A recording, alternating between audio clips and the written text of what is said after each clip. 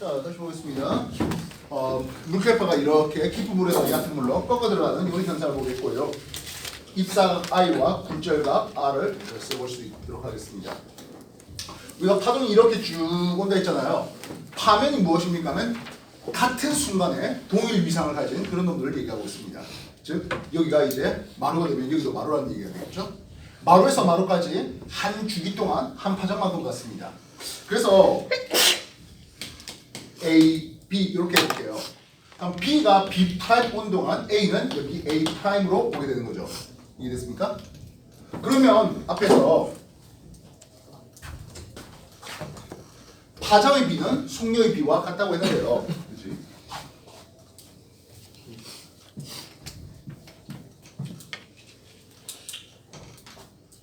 V1매질의 속력과 V2매질의 속력의 비율이라는 것은 결국엔 1매질의 파장과 2매질의 파장 요 비율 아니겠습니까? 확인됐습니까? 2매질에서의 파장, 1매질에서 파장은 요걸 람다 1이라 쓸 수 있겠고 B'의 길이라고 쓸 수 있겠네요. 당연히 2매질에서 파장은 A'의 길이가 될 겁니다. 확인됐습니까? 얘가 한 파장, 얘가 한 파장인데요. 이걸 같은 길이인 요 길이 B'의 길이 B'의 길이로 나눠볼게요. 그러면 요 놈분의 이거는 하겠습니다. 요 각이 I면 우리가 매질의 경계면 이게 직각 아니겠습니까? 이것도 직각이겠고요. 그래서 요 각도는 90-I 이렇게 입사가 I가 됩니다. 이것분의 이 놈이네요. 사인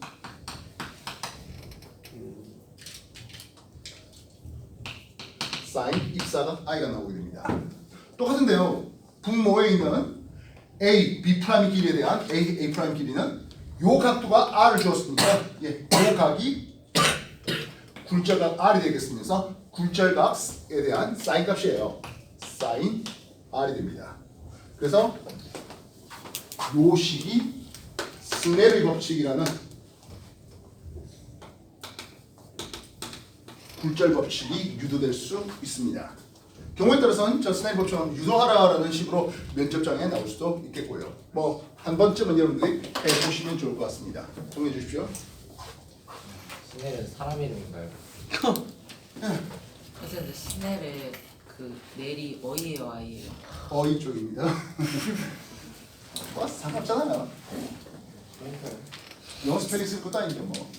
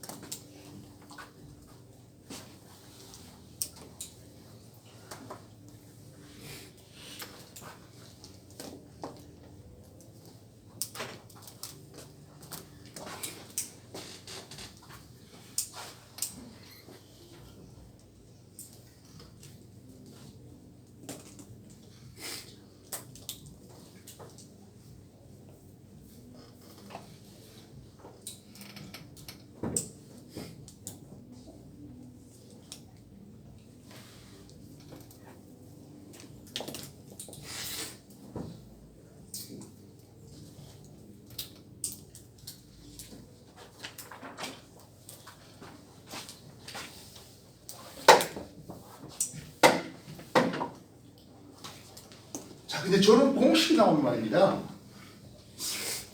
막상 적용하려고 하면 잠깐 이게 분자 분모가 헷갈리는 경우도 생길 수 있죠. 물론 나는 공식 한번 외우면 절대로 안 헷갈려 하시는 분들도 있을 건데요. 그렇지 않냐고 잠깐만 이게 분자 분모 뭐였지? 이렇게 헷갈리는 분들이 있다면은 이런 내용을 소개할까 하겠습니다.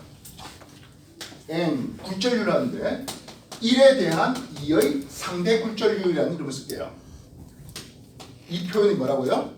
1매질에 대한 2매질의 상대 굴절률을 합니다.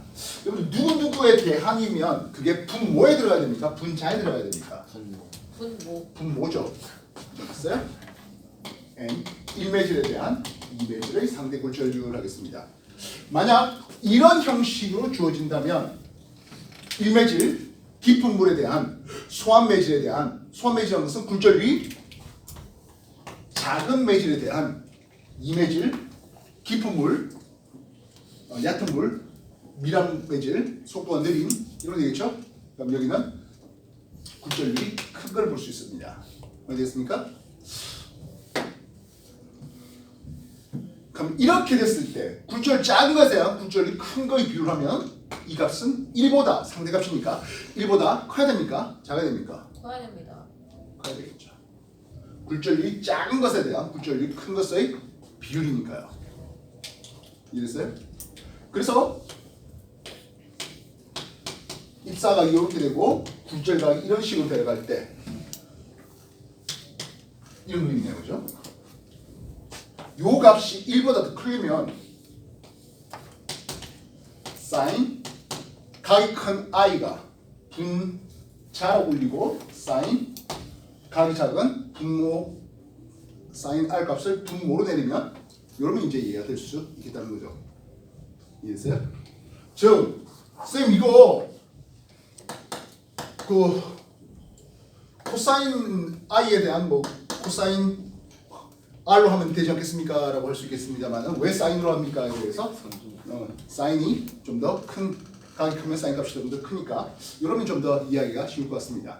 그렇게 하면 V 2매질은 속력이 느린 매질 1매질은 속력이 빠른 매질 또는 파장 1매질은 파장이 긴 쪽 람다 2는 파장이 짧은 쪽 이렇게 넣으면 1보다 더 크게 가 상대값이 세팅될 수 있겠네요. 이해됐어요? 쌤 그럼 반대로 미안 매질에 대한 소환 매질 상대 굴절률을 하면 어떻게 되겠습니까? 하는데요. 뭐 똑같습니다. 공식은 똑같습니다. 상대값만 1보다 작아질 뿐이에요. 즉 이렇게 입사각이 오고 이렇게 굴절각이 간다 하더라도 그럼 이거는 이쪽이 미란 매질, 소환 매질 한다 하더라도 똑같습니다. 다만 이거는 요걸 1매질, 2매질 했을 때 n 1에 대한 2매질 상대 굴절은 1보다 작을 뿐이에요. 즉 1보다 더 큽니까 작습니까? 이랬던 결정권이 나온다면 소환 매질인지 미란 매질인지 의미만 알린다면 그 분자 분모에 닦아 넣을 값은 자명하다는 뜻이에요. 내 말이 이해 안 되면 공식 외우시면 됩니다. 쌤이 이제 고등학교 배울 때 그때는 뭐 일반계 고등학교였으니까 뭐 스네일 법칙을 증명할 이유도 하나도 없었고 그냥 물리쌤이 자 공식 이렇거든 둥 집어넣고 자 그렇게 사인 값이 얼마니까 코사인 사인 값이 얼마니까 뭐 람다 2는 이렇게 된다 툭 가르치고 말았어요. 좀 별로네요. 다른 역학들은 참 잘 가르치셨던 물리쌤인데요. 파동의 굴절만큼은 그냥 공식 툭 던져놓고 바바바박 집어넣으면서 해서 좀 많이 힘들었던 단원이었습니다. 정리해 주십시오.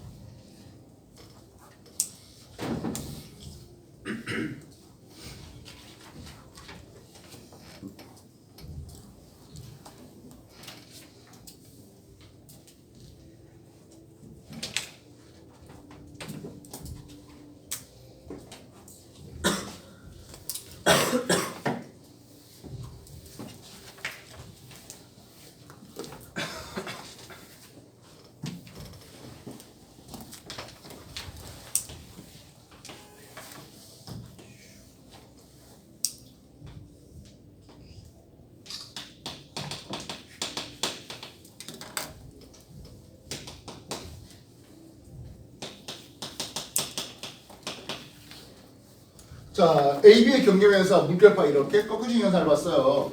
됐습니까? 네. 파는 파면 사이 간격을 보니까 이쪽은 5m고요. 파동 속력은 10m/s이래요. 되셨습니까? 이쪽 보니까 람다 타임이라고 할게요. 요건 2m라고 씁시다. 뭐 숫자 내 마음대로 썼습니다. 됐습니까? 그렇다면 B의 속력은 몇 m/s이 되겠고 B에서의 진동수는 얼마가 되겠습니까? 저기 5랑이잖아. 1대 2네요. 4. 저기 밑에 4지 그치. 저건 4고. 진동수는 주기의 역각. 아, 이 4m/s 2Hz. 아니 나도 V는 F랑다. 결국엔 뭐 VA 대 VB라는 것은 람다 A 대 람다 B와 같겠죠. 단순하게 예, A의 속력이 10m/s였습니다. VB가 있었겠고 람다 A가 5m/s를 주었다면 람다 B가 2m/s를 주었네요. 얼마요? 4요. 4m/s였습니다. 속력 V 꼴 F 람다를 쓸 수 있을 겁니다. 파장이 5m라고 하겠습니다. 진동수가 얼마 됩니까? 2네요. 네, 이건 2Hz입니다. 근데 A에서의 진동수와 B에서의 진동수나 같네요. 다를 거 없겠죠. 보험을 그래서 연합합니다. 2Hz 쓰시면 되게 되겠습니다. 간단한 거죠? 네.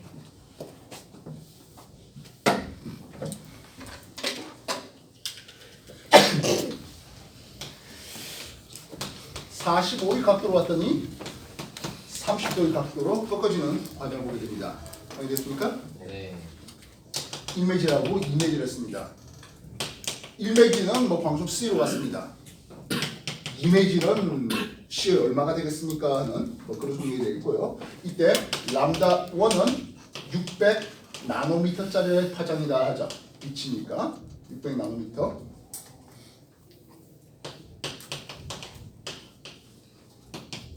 람다 2는 얼마 되겠습니까? 방금은 루트 2분의 600이죠. 뭐 유리아까지 좀.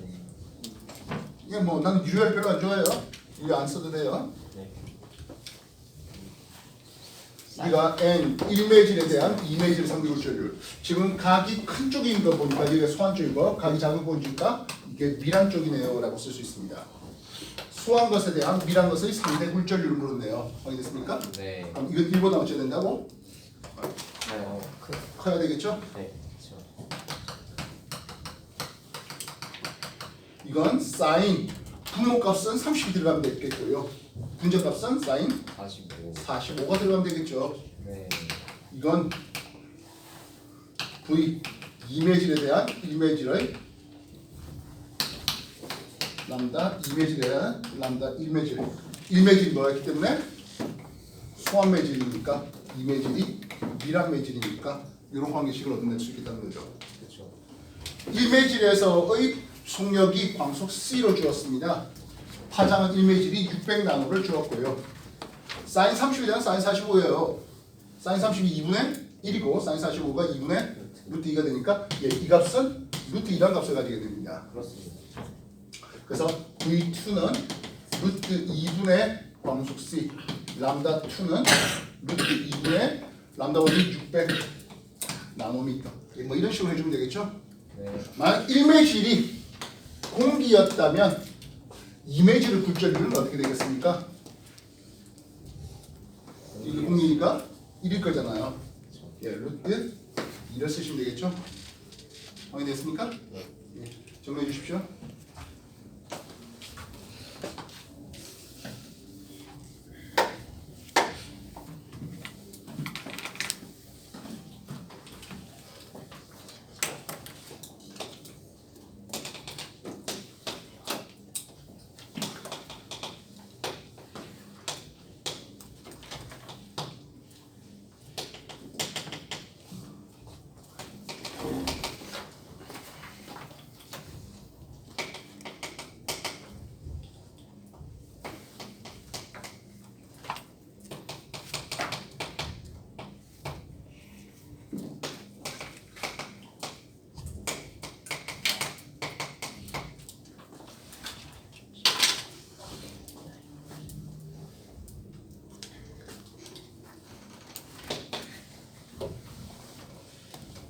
1매질에서 파장이 600나노미터고 1매질의 굴절율이 2.0이래요. 2매질의 파장과 2매질의 굴절율 값은 어떻게 되겠습니까? 하는 질문입니다. 단순한 비례식 문제죠.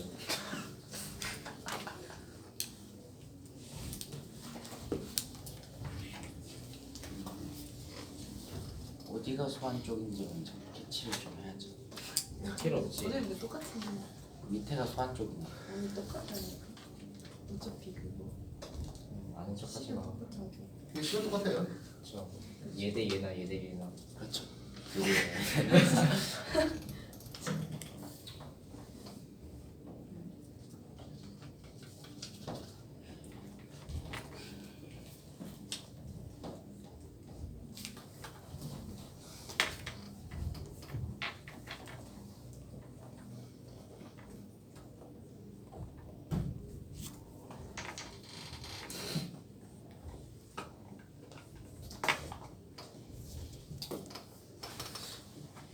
이제 슬슬 다 한 것 같습니다. 그렇습니다.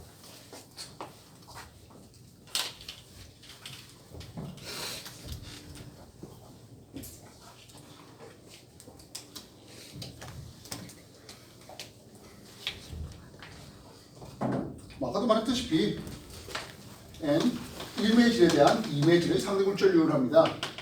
N 1매질에 대한 2매질의 상대 굴절률을 해봤습니다. 확인됐습니까? 네. 얘는 지금 보다시피 요 각이 작잖아요. 네. 이 각이 커요. 큰 쪽이고 이쪽이 소한 매질, 이쪽이 미란 매질이에요. 네. 그래서 미란 매질에 대한 굴절률이 큰 거에 대한 소한 매질 굴절률이 작은 매질 상대 굴절이니까 이 값을 1보다 작죠. 작아야 되겠다는 생각을 해줄 수 있겠고요. 사인 62 분모로 사인 45가 분자로 들어가면 됩니다. 네. 알겠습니까? 네. 뭐 말했지만 공식이 똑같아요. 네. 2분의 1분의 람다 지금 파장 물었군요. 그지? 네. 예, 람다 1은 파장이 좀 더 짧은 쪽이 되었어야 되겠죠? 람다 2가 파장이 좀 더 긴 쪽을 쓸 수 있을 겁니다. 사인 62 2분의 루트 3, 사인 45가 2분의 루트 2였죠. 네. 여기에 루트 2분의 루트 3이라는 숫자를 쓸 수 있어야 되겠고요. 네. 람다 1이 2.0을 줬죠. 요거 2.0으로 줬네요. 맞습니까? 네. 예. 그다음에 람다 2는 2.0 썼냐? 루트 3분의 루트 예, 1.0에 대해서 저 역산이에요. 아니. 루트 3분의 루트 3분의 이렇게 되죠. 뭔 소리 하는 거야? 네. 그럼 2.0에 대해서 루트 3분의 루트 2 해서 2.0보다는 좀 작은 그런 굴절률을 가지면 될 것이겠고요. 알겠습니까? 네. 람다 1이 여기가 600이었죠? 됐어요? 람다 2는 그러면 600에 대해서 루트 2분의 루트 3으로 좀 더 길어진 이런 효과를 보시면 되겠습니다. 되겠나요? 적외선이겠네요. 되셨나? 네.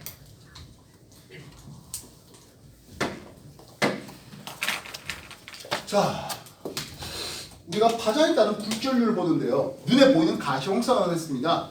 근데 그 가시광선의 굴절률이요. 파장에 따라 조금 차이가 있어요. 파장이 상대적으로 짧은 쪽은요. 상대적으로 굴절이 조금 더 크고요. 파장이 좀 더 긴 쪽은 굴절 조금 작은 특징을 보게 됩니다.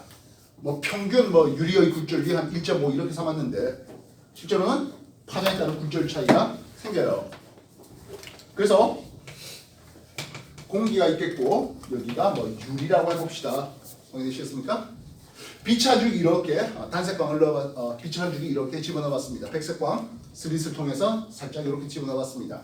그럼 어떻게 됩니까 하면 우리가 이렇게 가려고 했던 게 꺾인다라고 했잖아요. 근데 이 백색광이라는 것 자체가요 하나의 흰빛 하나만 오는 건 아니거든요. 빨주축하고 온갖 빛이 오는 거예요. 그래서 노란색 광선이 꺾어지는 정도가 이 정도 꺾어진다라고 한다면 붉은색 광선은 상대적으로 덜 꺾여져요. 그래서 이렇게 꺾어집니다. 파란색 광선 어떻게 됩니까 하면 좀 더 많이 꺾어지니까 이렇게 꺾어집니다. 좀 과장되게 그림을 그려놨습니다. 그래서 만약 평평한 유리였다면 빛이 요 궤적과 나란하게 이런 식으로 갈게 됩니다. 이해됐습니까? 반면 이게 평평한 유리가 아니라 이 유리를 이렇게 삼각형 모양 꺾어놨어요. 그럼 어떻게 될까요? 빨간색은 이런 식으로 가 있고 파란색, 노란색은 이렇게 가 있고 파란색은 더 많이 이렇게 꺾어 나가는 것을 볼 수 있겠고 빛을 여러 가지 색깔로 나누네요. 프리즘의 원리. 그래서 굴절이라고 해놨습니다만 플러스 알파 더 쓸 수 있는 것들이 뭐입니까 하면 빛을 나눈다는 분광이라는 놈도 나눠질 수 있겠습니다. 정리해 주십시오. 사기라는 것도 배우죠.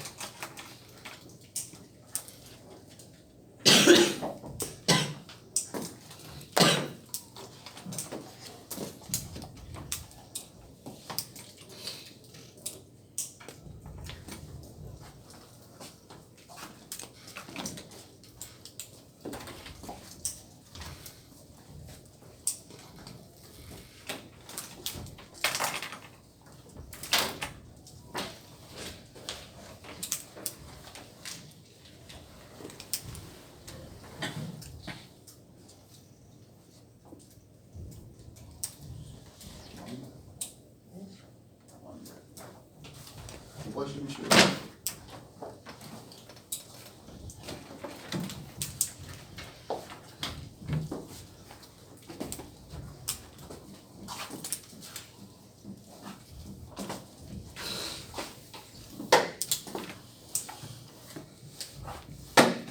뭐 어떻게 줘도 상관없습니다만 우리가 빛을 여기가 뭐 공기가 있고 이쪽에 뭐 유리가 있다고 합시다. 뭐 유리가 됐든 물이 됐든 상관없을 것이겠습니다. 빛을 한 줄기 이렇게 쪼아주었습니다. 유리는 좀 더 밀한 매질이겠고요. 공기는 좀 더 수한 매질인 것을 볼 수 있습니다. 그러면 얘는 경로에 대해서 어떻게 가야 됩니까 하면 이런 식으로 꺾어 나가겠죠. 그래서 필요하다면 여기 입사각이고 여기 굴절각입니다. 알겠습니까? 네. 각을 조금 더 키워봤어요. 각을 조금 더 키워보니까 굴절각이 90도가 돼버린 일이 벌어지네요. 앞에서 우리는 반사광에 대한 생각은 뭐 별로 그렇게 관심이 없었어야 했습니다. 근데 굴절각이 90도가 되면서 이렇게 반사광이 나오게 됩니다. 그러면 지금 이 파란색 경우보다 조금 더 각을 키우면 어떻게 됩니까 하네요. 지금 파란색 경우는 어쨌든 굴절광이 존재하긴 해요. 요 경계에 따라서 빛이 쭉 가서 그렇지. 이 각보다 조금 더 키워버리면 이제는 더 이상 굴절광이 존재하지가 않습니다. 100% 반사가 일어나네요. 요 반사를 우리는 모두 전자 써서 전반사라는 이름을 씁니다. 영어로도 full reflection이라는 이름을 써요. 그래서 요 이러면은 반사라는 이름으로 소개됩니다만은 이거는 굴절 법칙이 적용되는 문제가 됩니다. 전반사가 말입니다. 그래서 굴절광이 굴절각이 90도가 될 수 있는 요 각을 뭐라 부릅니까 하면 아이크리티컬 임계각이라는 이름을 쓰는데요. 전반사가 되기 위한 전제 조건이 있어야 돼요. 반드시 밀한돼서 소한대로 갑니다. 그리고 아무 각이나 다 주는 건 아니고요. 특별한 각, 임계각보다 더 클 때만 가능합니다. 이해됐습니까? 그래서 우리는 이 전반사 법칙에 대해서 이걸 1매질, 2매질이라고 해보자고요. 그럼 N 1매질에 대한 2매질 상대 굴절률, N 1에 대한 N 2의 상대 굴절률 얘기합니다. 1매질이 뭐였다고? 소한매질이고 2매질이 밀한매질이에요. 반대로 거꾸로 2에 대한 1로 써도 상관없는 겁니다. 그러면 이 값은 1보다 어떻다? 커야 되겠죠? 그래서 sin I 크리티컬 임계각에 대한 sin 굴절각 R이 나오는데 이 굴절각이 얼마가 나온다고요? 90도가 나오네요. 1이네요. 사인 90은 우리가 1을 쓸 수 있겠고 요 공기의 굴절율이 1이다 보니까 여기서는 사인 임계각은 그 굴절율 분의 1 또는 굴절율은 사인 임계각 분의 1 요런 식을 굴절 공식에서 얻어낼 수 있습니다. 정리해 주십시오.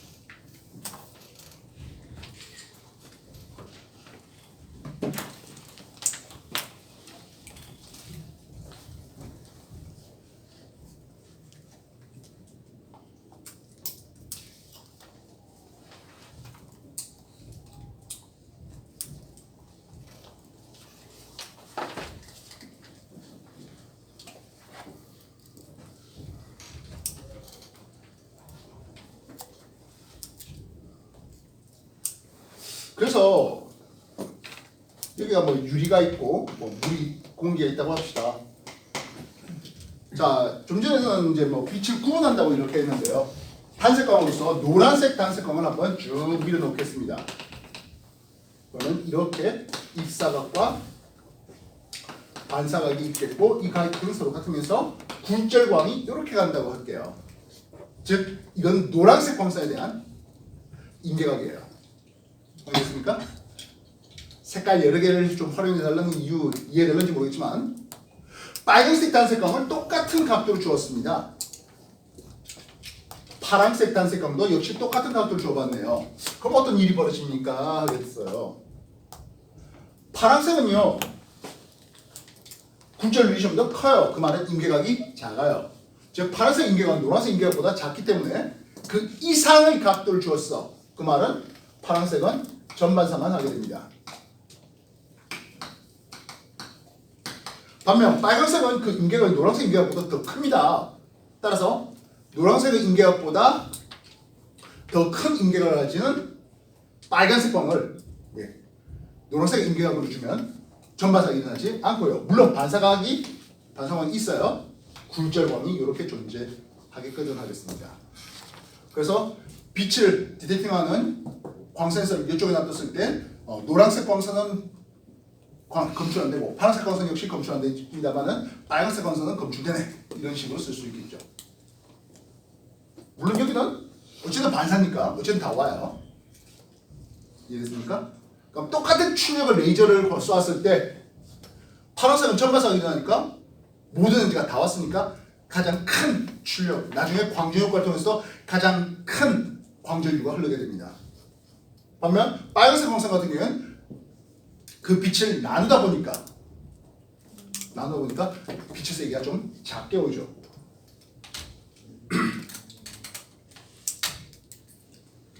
정리했습니까?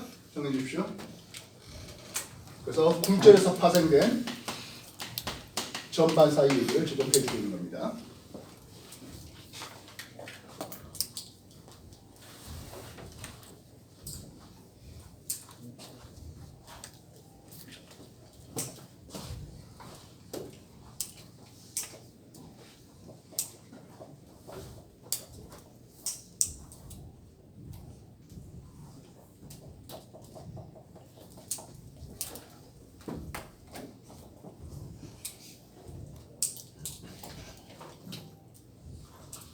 말하자면 지금 우리가 파동의 얘기를 하면서 챕터 16부터 4개 챕터가 소리와 빛에 대한 여러 가지 얘기를 다루고 있습니다. 여러분 책 순서대로 다루고 있지는 않다 했는데요. 그래서 여러분들이 그렇다고 4개 챕터를 다 공부할 때까지 기다렸다가 한꺼번에 풀면 망해. 양이 많습니다. 그래서 오늘 배웠던 내용들을 바탕으로 챕터 16의 얘기들을 문제를 풀어보시고 문제 푸는 데 있어서 잠깐 이 얘기 뭐야? 예를 들어서 뭐 간섭이라든지 회절이라든지 뭐 이런 것들 나오면 패스하세요. 알겠습니까? 네. 또 다음에 배우면 또 그게 또 추가 더 엎어 쓰고 그렇게 하시면 되겠습니다. 지금 요 전반사 얘기는 빛 파트 1에 나오는 내용이에요. 자, 그렇다면 이런 빛의 전반사를 응용을 할 수가 있을 텐데요. 자, 이걸 빛광자 씁니다. 광통신, 광케이블 통해서 광통신을 응용할 수가 있습니다. 광통신은 굴절율이 다른 유리를 접합시켜 놨습니다. 안쪽을 코어라는 이름을 쓰고요. 이 놈은 미란 매질이고요. 바깥쪽은 클레딩이라는 이름을 쓰는데요. 이 클레딩 쪽은 수완 매질의 유리예요. 물론 두 개의 유리의 굴절율 차이가 어쨌든 그렇게 크진 않지만 어쨌든 안쪽이 더 미란 매질이에요. 그래서 나중에 유리 3개를 던져줍니다. 그 유리 3개가 가장 미란 놈이 누구야? 라는 거는 문제상에서 확인을 하셔야 되겠어요. 물론 A 유리가 제일 미래요. 이런 소리는 절대로 안 나요. 그럼 빛이 오면 어떻게 됩니까? 하네요. 여기서 전반사를 통해서 나갑니다. 그러면 클린 쪽으로 나가지가 않겠죠. 이해되셨어요? 그 말은 다른 쪽으로 애들 손실 없이 전반사를 하니까 멀리까지 그 신호세기를 전달시켜 줄 수 있다는 뜻이에요. 물론 무한전까지는 못해가지고 왜 유리도 에너지를 흡수하니까요.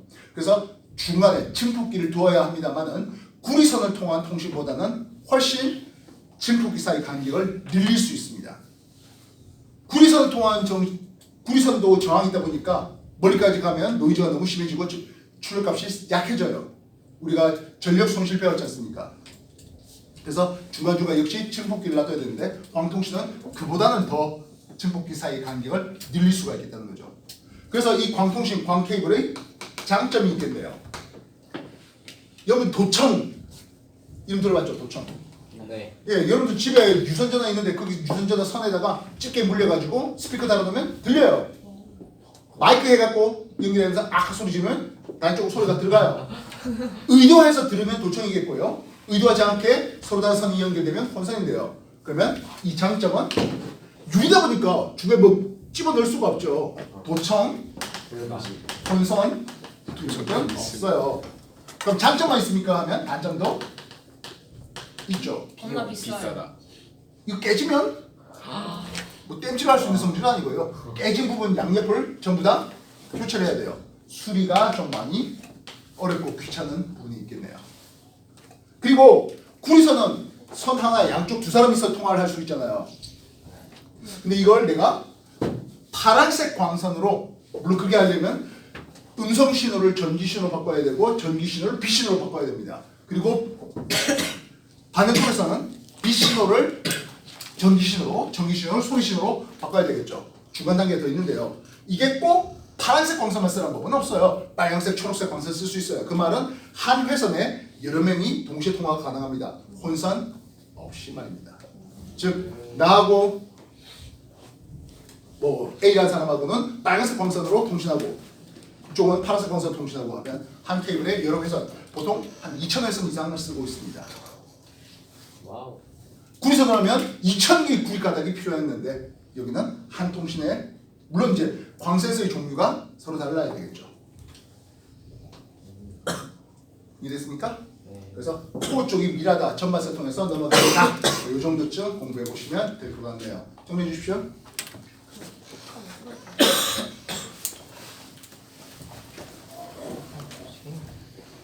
저런 것들이 주로 이제 건물에 매설해놨는데 최근에 지은 건물에 매설해놨는데 지진이 일어나서 톡 하면 곤란하죠. 집에 인터넷 다 끊어져 있는 거예요. 해저에 저는 광케이블을 깔아놓고 전세계 인터넷망이 연결되는데 진짜 상어가 가서 그 광케이블 물다가 깨는 경우도 있고요. 오업 활동하는 과정에서 저게 또 깨지는 그런 경우도 좀 있네요. 안타깝게도 광케이블 만드는 세계적인 회사가 우리나라에 있는데 우리나라는 저 광케이블에서 인터넷 전 세계 연결하는 데 있어서 자금 출자를 안 해가지고 돈 내고 쓰고 있어요. 이거 우리가 만든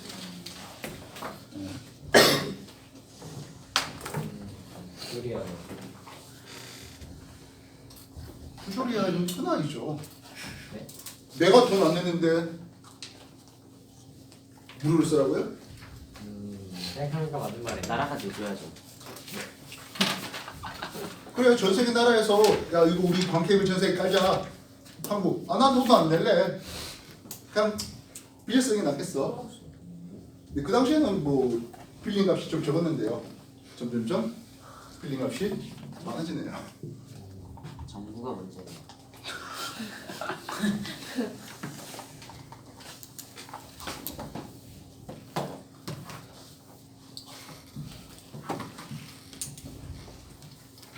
자 지금까지 빛에 대한 구절을 이해했습니다.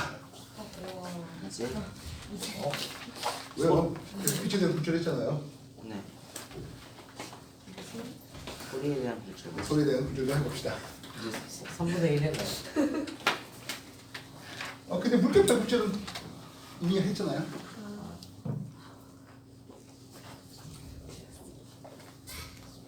자, 낮의 상황을 한번 생각해 볼게요. 합니다. 낮에 자동차 소리가 빵 하고 들리네요. 낮이라면 지면과 상공 중에서 누가 더 고온일까요? 지미요. 지면이 좀 더 고온이죠. 해야죠. 고온이라는 것은 순격이 좀 더 빠른, 음파 속력이 좀 더 빠를 것이겠고 파장이 좀 더 긴 되겠습니다. 파장이 길다는 것은 파면 사이의 간격이 더 넓어요. 이해했어요? 좀 과정되기 그렇습니다. 그래서 이게 파장되고 이놈이 파장이 되고 있습니다. 근데 파면과 파동의 진행 방향은 어떻습니까? 하면 수직합니다. 그래서 수직가 되니까 소리가 위로 퍼지네요. 그래서 낱말은 새가 듣고 그럼 밤이 되면 어떻게 됩니까? 쥐가 들어요. 이렇게 되면서 쥐가 듣는. 그래서 과학적인 좀 더 멀리서 있는 소리들이 우리한테 더 잘 들리는 게 밤의 소리입니다.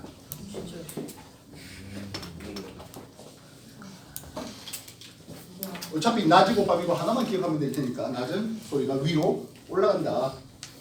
알겠습니까? 예. 뭐 마치 우리가 소환 매질에서 미란 매질로 할 때 파동의 진행이 이런 식으로 가는 거죠. 입사각과 부철각에 대해서 말입니다. 알겠어요? 정리해 주십시오.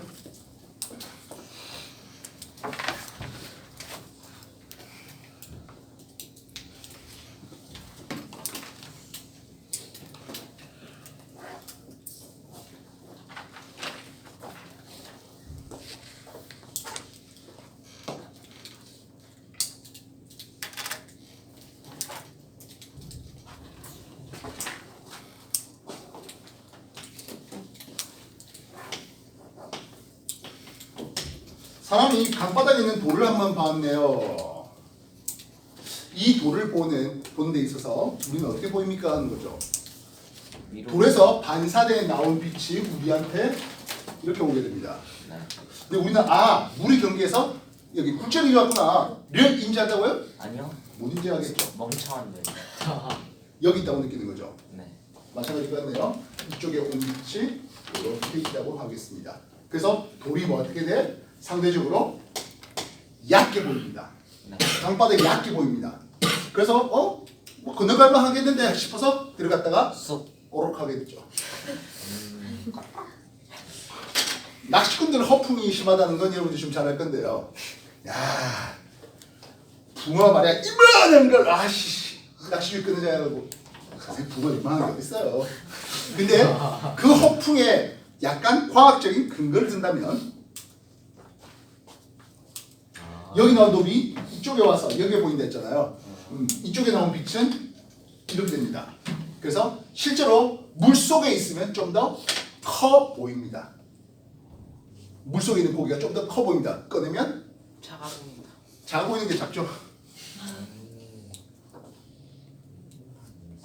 이해했어요? 네. 정리해 주십시오.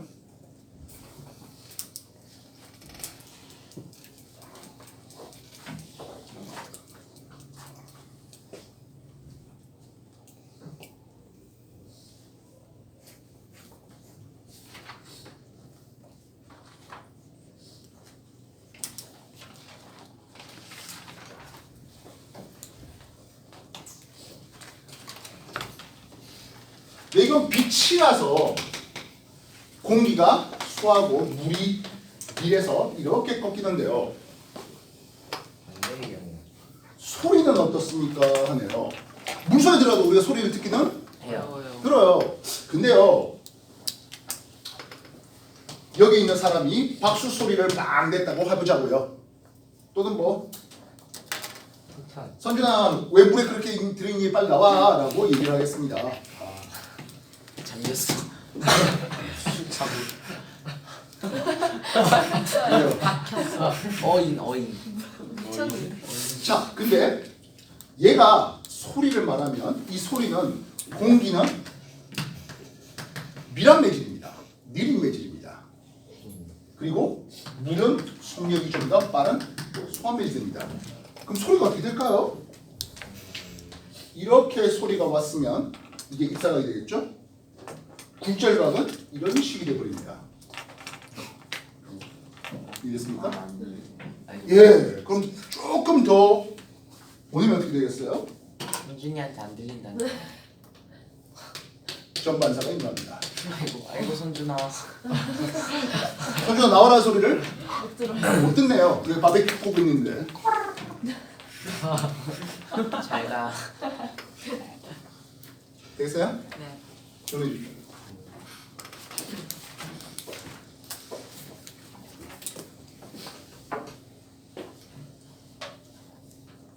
그러면은 어떻게 말해야 손준이한테 갈 수 있죠? 직접 물에 들어가서 혼자 되겠어요.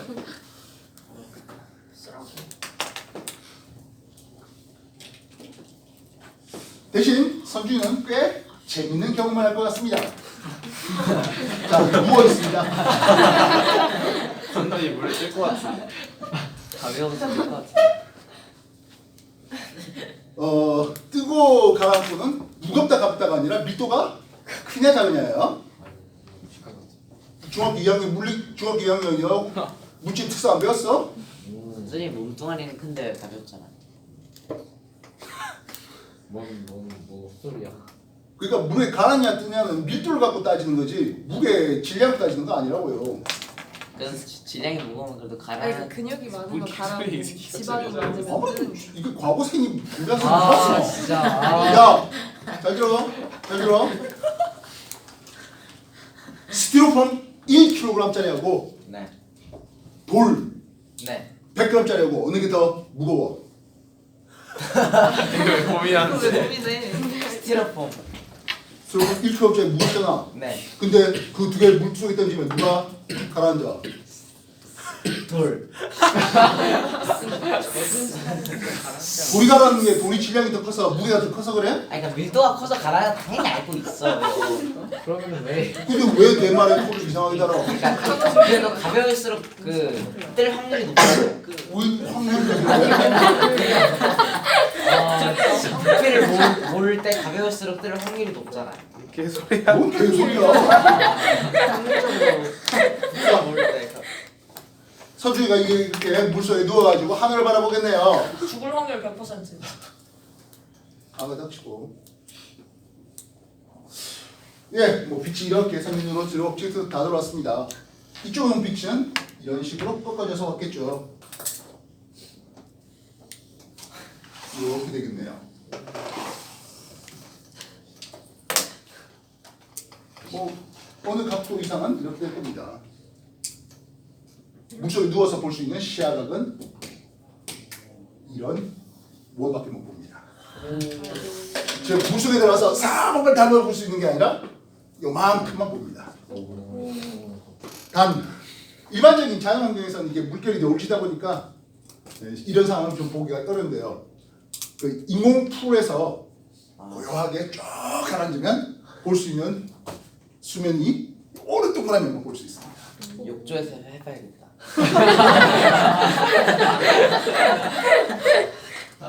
되겠네.